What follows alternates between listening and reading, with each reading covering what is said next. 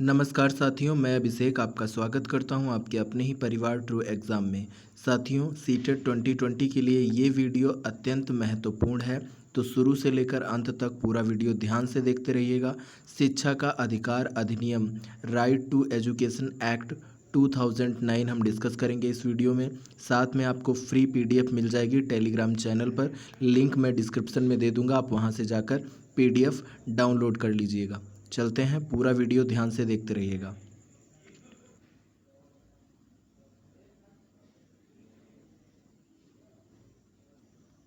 साथियों, एकदम खुश होकर देखिए, एकदम अच्छे से देखिए, पूरा शुरू से लेकर अंत तक एक ही बार में समझ में आ जाएगा। आपको बार बार वीडियो देखने की ज़रूरत नहीं पड़ेगी। इससे संबंधित जो भी प्रश्न बनेंगे आप अच्छे से कर ले जाएंगे। शिक्षा का अधिकार अधिनियम right to education act RTE 2009। यहाँ पे दिया हुआ है पहला पॉइंट, भारत में सर्वप्रथम सन 1910 में गोपाल कृष्ण गोखले द्वारा निःशुल्क शिक्षा की कल्पना की गई। साथियों, अगर आज़ादी से पहले की बात करें तो 1910 में गोपाल कृष्ण गोखले ने निःशुल्क शिक्षा की कल्पना की थी। आज़ादी से पहले यही पहले व्यक्ति थे जिन्होंने निःशुल्क शिक्षा की कल्पना की। फिर आज़ादी के बाद 1947 में डॉक्टर राधाकृष्ण ने अनिवार्य और निःशुल्क शिक्षा का आधार दिया। राधाकृष्ण जो थे उन्होंने आज़ादी के बाद सन 1947 में अनिवार्य और निःशुल्क शिक्षा का आधार दिया। चलते हैं अगले पॉइंट पर। अगला पॉइंट है 1968 में प्रथम शिक्षा नीति NPE ने RTE की कल्पना की। 1968 की जो प्रथम शिक्षा नीति आई थी उसमें राइट टू एजुकेशन की कल्पना की गई। फिर उसके बाद 1986, ये 1988 ये गलत हो गया है, यहाँ पे ये गलत सन यहाँ पे छप गया है, मिसप्रिंट हो गया है, इसे इग्नोर कर दीजिएगा। 1986, 1992 आपकी तीन ही शिक्षा नीतियाँ आई थी। सबसे पहली जो शिक्षा नीति थी वो 1968 में आई, दूसरी 1986 में, तीसरी 1992 में। बस यही तीन है। तो यहाँ पे 1986 ऊपर, ये 1960, ये वाली 68, 86, 1992 ये बीच में गलत छप गया है कि शिक्षा नीतियों में भी RTE की कल्पना की गई किंतु लागू ना हो सकी। यानी कि इन तीनों शिक्षा नीतियों में निःशुल्क शिक्षा की कल्पना तो की गई लेकिन वो लागू नहीं की जा सकी किसी न किसी वजह से। शायद वो राज्यसभा से पास ना हो पा रही हूँ, या फिर लोकसभा से, या फिर कुछ और वजहें रही होंगी। चलते हैं अगले पॉइंट की ओर।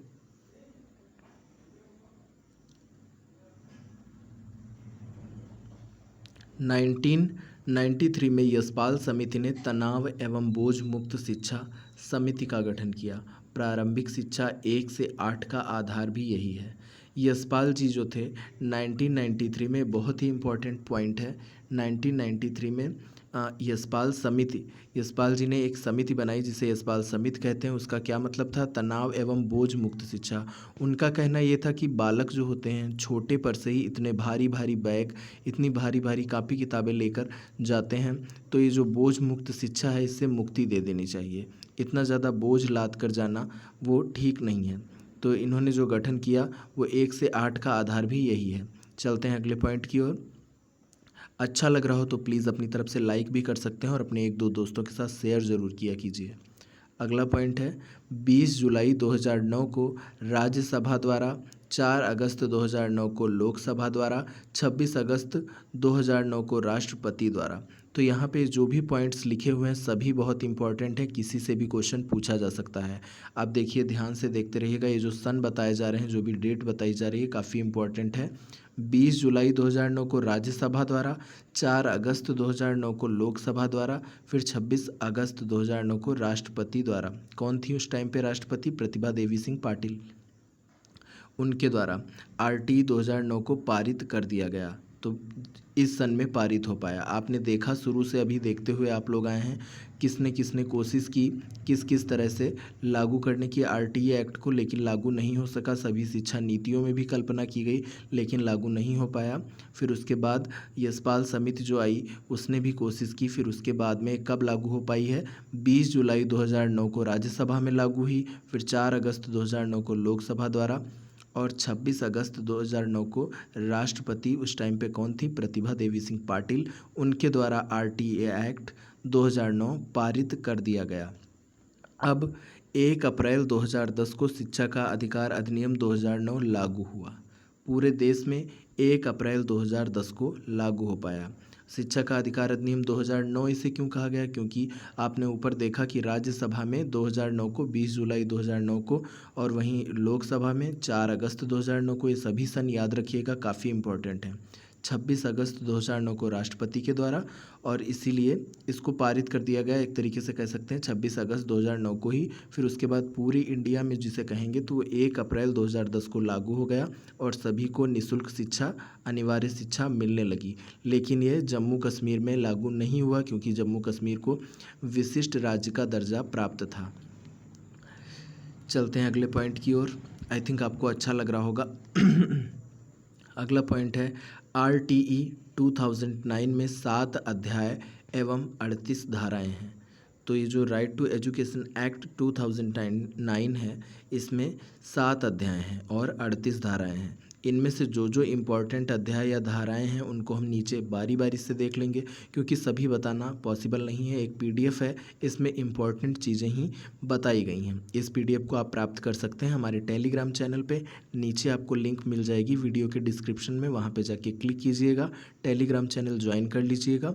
उसके बाद में आपको वहाँ पे पीडीएफ मिल जाएगी, वहाँ से डाउनलोड करके आप आराम से पढ़ सकते हैं जब चाहें तब।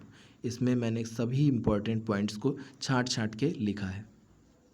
आरटीई 2009 में 7 अध्याय एवं 38 धाराएं हैं। अगला पॉइंट है अध्याय 2 धारा 3 में 6 से 14 वर्ष के बालकों को निःशुल्क एवं अनिवार्य शिक्षा का अधिकार दिया गया है। तो आपसे पूछा जा सकता है किस अध्याय में या धारा में? तो धारा 3 है और अध्याय 2 में 6 से 14 वर्ष तक के बालकों को निःशुल्क एवं अनिवार्य शिक्षा का अधिकार दिया गया है। अगला पॉइंट है 3 जनवरी 2019 को आरटीई 2009 में संशोधन किया गया। अब आरटीई 2009 में संशोधन कब किया गया? 3 जनवरी 2019 को, जो धारा 16 से संबंधित है। धारा 16 से संबंधित है। इसमें क्या है? 8वीं के बच्चे को उसी कक्षा में रोकना है या नहीं, ये राज्य के हाथ में है। जैसा कि आप सब जानते ही हैं, शिक्षा समवर्ती सूची में आता है, जिस पे केंद्र भी कानून बना सकता है और राज्य भी। तो ये उस टाइम पे बता दिया गया 2019 में, 3 जनवरी 2019 में संशोधन करके कि 8वीं तक के जो बच्चे होते हैं उनको उसी क्लास में रोक लेना है या आगे उनको प्रमोट कर देना है, तो ये राज्य के हाथ में होगा। अब ये राज्य सरकार कर सकती है। चलते हैं अगले पॉइंट की ओर।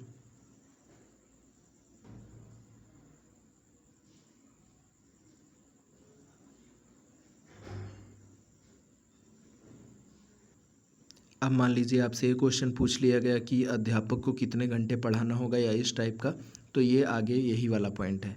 आरटीई 2009 के अनुसार प्राथमिक स्तर पर अध्यापक को प्रतिदिन 4 घंटे, उच्च प्राथमिक स्तर पर 4.5 यानी कि 4.5 घंटे पढ़ाना होगा। तो ये जो प्राथमिक स्तर पर यानी आपके प्राइमरी की बात हो रही है, 1 से 5 तक अध्यापक को प्रतिदिन 4 घंटे पढ़ाना होगा। वहीं उच्च प्राथमिक स्तर पर 4.5 घंटे। सॉरी, मैंने शायद पहले 5 बोल दिया, वो 4 था, आपके सामने ही लिखा हुआ है। चलते हैं अगले पॉइंट पर। धारा 17 दंड प्रताड़ित करना निषेध है। इस एक्ट की जो धारा 17 है वो क्या कहती है? दंड और प्रताड़ित करना निषेध है, यानी कि बालकों को आप दंड नहीं दे सकते। अब दंड देना इसी के तहत, धारा 17 के तहत निषेध है, मतलब गैर कानूनी है। आप बालकों को दंड नहीं दे सकते, ना ही उन्हें प्रताड़ित कर सकते हैं। यहाँ तक कि बच्चों को आँख दिखाना भी दंड में आता है। अगर आपने किसी बच्चे को आँख दिखाई है या कुछ भी उसे इस तरीके का दंड दिया है और कोई चेकिंग के लिए आता है, उसने बोल दिया कि आपने उसे आँख दिखाई थी, सर ने आँख दिखाई थी या मैम ने आँख दिखाई थी, तो वो भी आपके लिए मुसीबत बन सकता है। क्योंकि ये धारा 17 है, ये कहती है बालक को किसी भी तरह का दंड नहीं देना है, ना ही उसे प्रताड़ित करना है। चलते हैं अगले पॉइंट की ओर। धारा 28 कहती है शिक्षक प्राइवेट ट्यूशन नहीं पढ़ा सकता। जी हाँ, अगर आप सरकारी टीचर बन गए हैं, आप सभी सरकारी टीचर बनने के लिए तैयारी कर रहे हैं, भविष्य में आप टीचर बन जाएंगे, फिर उसके बाद आप प्राइवेट ट्यूशन नहीं पढ़ा सकते। अभी हमारे बहुत से भाई और बहन हैं जो प्राइवेट ट्यूशन पढ़ाते होंगे, अभी घर में रहकर प्राइवेट ट्यूशन पढ़ा रहे हैं, लेकिन नौकरी लग जाने के बाद जब आप सरकारी टीचर बन जाएंगे तो आप प्राइवेट ट्यूशन नहीं पढ़ा सकते। ये कौन सी धारा बताएगी? धारा 28 बताती है ये।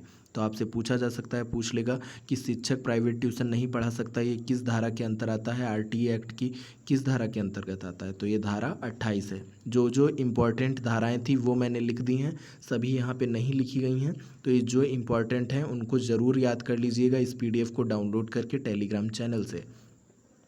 अगला पॉइंट है धारा 10, अभिभावक बच्चों की प्रारंभिक शिक्षा पूर्ण कराएंगे। तो ये जो धारा 10 है वो अभिभावकों के लिए है, पेरेंट्स के लिए है। तो पेरेंट्स क्या करेंगे? बच्चों की प्रारंभिक जो शिक्षा है वो पूर्ण करवाएंगे, ये धारा 10 कहती है। वहीं धारा 29 कहती है सतत एवं व्यापक मूल्यांकन। सतत मतलब जो निरंतर होता रहता है, और व्यापक सभी पक्षों का। ऐसा नहीं है कि आप सिर्फ बालक लिख कैसे पा रहा है या फिर आपने सिर्फ मौखिक उसका परीक्षण कर लिया, ऐसा नहीं है। उसके सभी पक्षों का कीजिए, उसके शारीरिक पक्षों का, उसके मानसिक, हर एक पक्ष का। वो किस तरीके से, उसको खेल भी खिलाइए, देखिए वो खेल में कैसा है, वो पढ़ाई में कैसा है, और पढ़ाई में भी सभी पक्षों का कीजिए। उसकी LSRW आपके 4 कौशल होते हैं, चारों कौशलों का कीजिए। वो कैसे बोल पाता है, कैसे पढ़ पाता है, कैसे लिख पाता है, कैसे सुनता है, चीज़ों को अर्थ कैसे ग्रहण करता है, कैसे अभिव्यक्त कर पाता है, सभी चीज़ें। तो आपको सतत एवं व्यापक मूल्यांकन यही होगा। तो आपसे पूछ सकता है सतत एवं व्यापक मूल्यांकन आरटीई एक्ट की किस धारा के अंतर्गत आएगा? तो वो धारा 29 के अंतर्गत आएगा। आई थिंक आपको क्लियर हो रहा होगा। तो प्लीज़ अपनी तरफ से लाइक ज़रूर दे दें और इसे अपने 1-2 दोस्तों के साथ शेयर कर दिया करें। जब ज़्यादा से ज़्यादा लाइक होते हैं तो हमारा भी मन और अच्छा होता है, हम आपके लिए और चीज़ें ला पाते हैं आगे। चलते हैं अगली पॉइंट की ओर। अगला पॉइंट है धारा 4, आयु के अनुसार बालकों को विद्यालय में प्रवेश। धारा 4 जो है आरटीई एक्ट की, वो क्या कहती है? वो कहती है कि जो मतलब बालक हैं उनकी आयु के अनुसार उनको प्रवेश दिया जाना चाहिए। जो न्यूनतम आयु निर्धारित की गई है कि किस आयु का बच्चा किस क्लास में पढ़ेगा, तो आयु के अनुसार जो बालकों को प्रवेश है वो हमारी धारा 4 बताती है आरटीई एक्ट की। तो आरटीई एक्ट में जो धारा 4 है वो बताती है कि किस तरीके से किस आयु के बच्चों को किस क्लास में एडमिशन देना है। साथियों, आरटीई एक्ट 2009 से जितने भी क्वेश्चन बनेंगे वो आपको इस वीडियो से कंप्लीट हो चुके हैं। यहाँ से आपके इतने ही क्वेश्चन आ सकते हैं, वो सभी इन पॉइंट्स को पढ़ लीजिएगा इस पीडीएफ को डाउनलोड करके। और आपका कोई भी सवाल हो या आपको कुछ कहना हो तो नीचे जाकर कमेंट बॉक्स में ज़रूर बताइए।